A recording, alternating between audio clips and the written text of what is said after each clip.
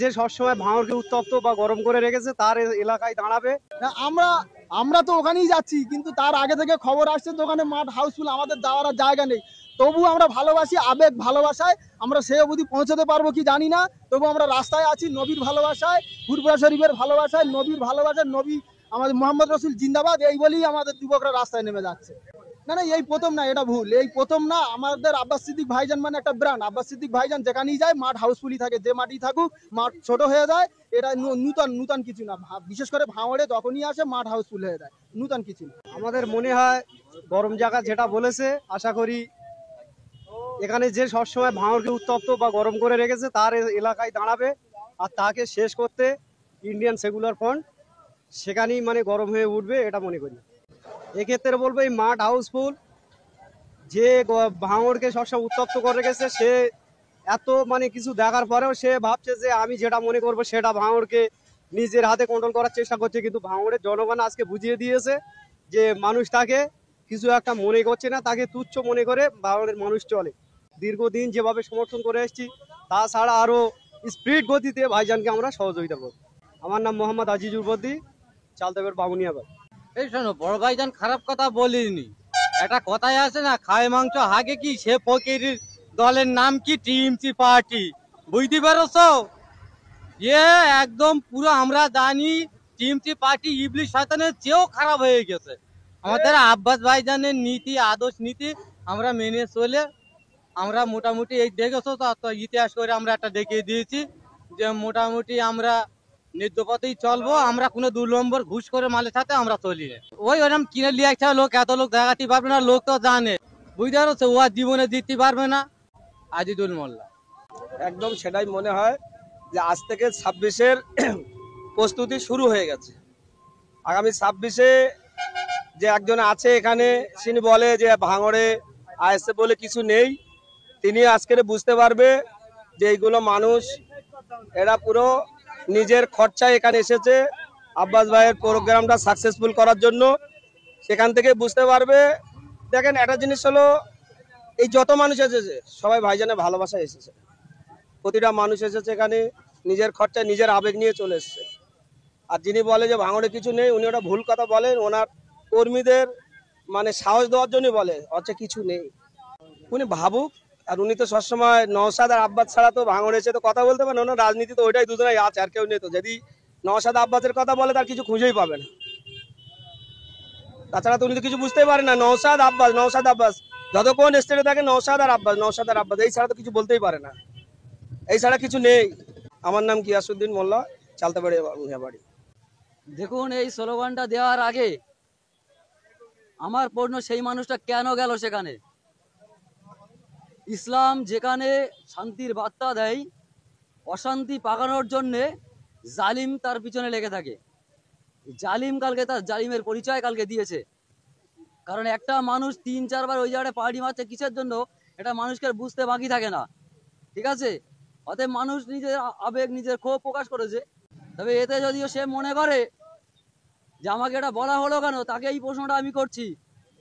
জনপ্রতিনিধি হয়েছেন ঠিকই কথা, রাস্তা কারো বাবা গেলে সম্পত্তি না, সবাই যেতে পারে। তা কোনো জায়গায় কি ভাইজান বলেছেন যে অশান্তি পাকাতে? তুমি বারবার সেখান থেকে যাবে, সেখানে ঝামেলা তুমি পাকাবে, আর সবসময় আব্বাস সিদ্দিকী নওশাদ সিদ্দিকীতে দৌড় দেবে, এটা কিন্তু মানুষ আর মেনে নেবে না।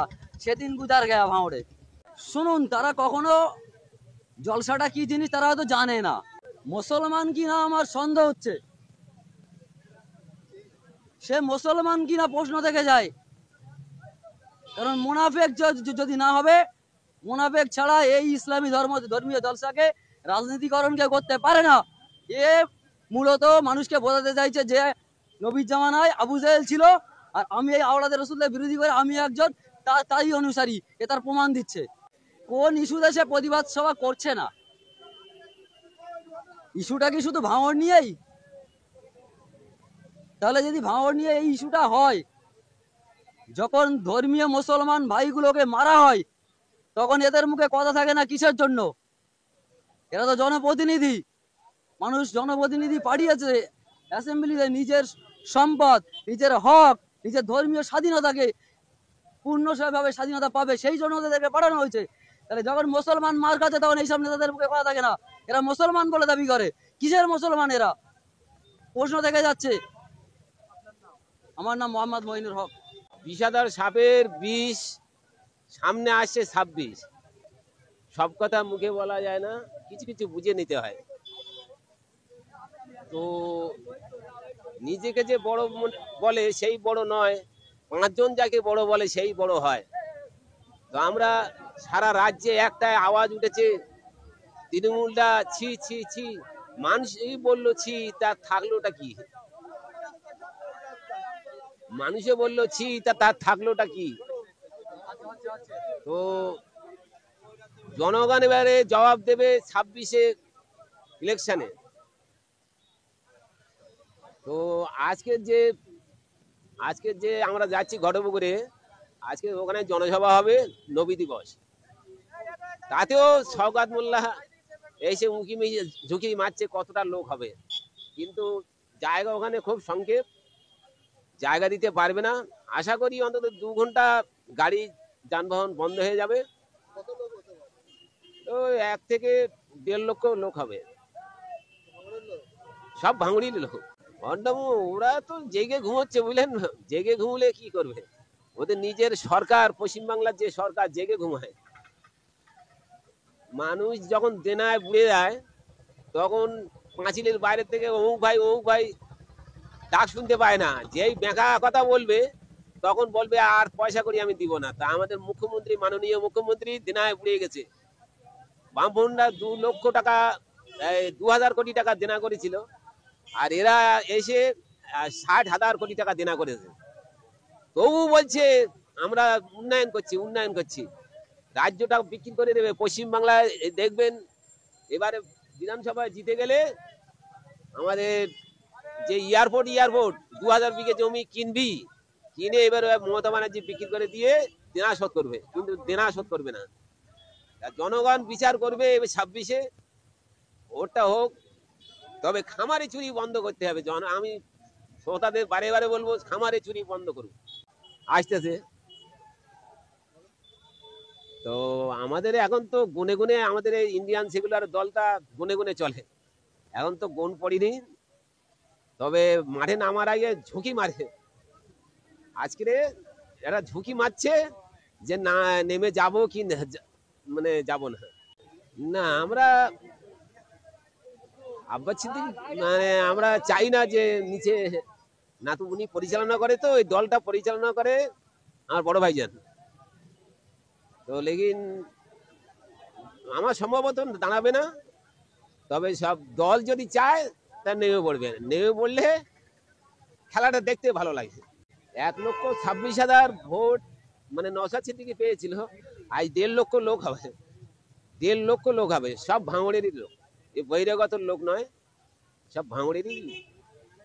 না, এটা আমাদের বিশ্বনবী হযরত মুহাম্মদ সাল্লাল্লাহু আলাইহি সাল্লামের ওফাত দিবস। সেই উপলক্ষে আমাদের ঈদে মিলাদুন্নবী পালন করা হলো। আমাদের ফুরফুরা শরীফের আহলে সুন্নতুল জামাতের কর্ণধার মোহাম্মদ পীরজাদা আব্বাস সিদ্দিকী ভাইজানের ডাকে আজ এই লক্ষ লক্ষ মানুষ এখানে হাজির হয়েছে। এই শুনুন, কে কি বলছে সেদিকে আমাদের কান দিলে হবে না। আমাদের ধর্মীয় যে বিশ্বনবী দিবস, হযরত মুহাম্মদ সাল্লাল্লাহু আলাইহি সাল্লামের আগমন দিবস, সে ডাক দেওয়া হয়েছিল। আমাদের সেটাকে সাফল্য করার জন্য আমরা চেষ্টায় ছিলাম, করেছি। লক্ষ লক্ষ মানুষ আমাদের ডাকে সাড়া দিয়েছে, ভাইজানের ডাকে সাড়া দিয়েছে। কে কি বললো তাতে আমাদের কিছু যায় আসে না। আমাদের জলসাকে বন্ধ করার জন্য স্বয়ং ক্যানিংপুরের বিধায়ক নটোরিয়াস ক্রিমিনাল যাকে বলে, তিনি স্বয়ং নিজে এসেছিল কাল রাত্রে, সেটা আপনারাও জানেন, সোশ্যাল মিডিয়ায় সব মানুষ দেখেছে।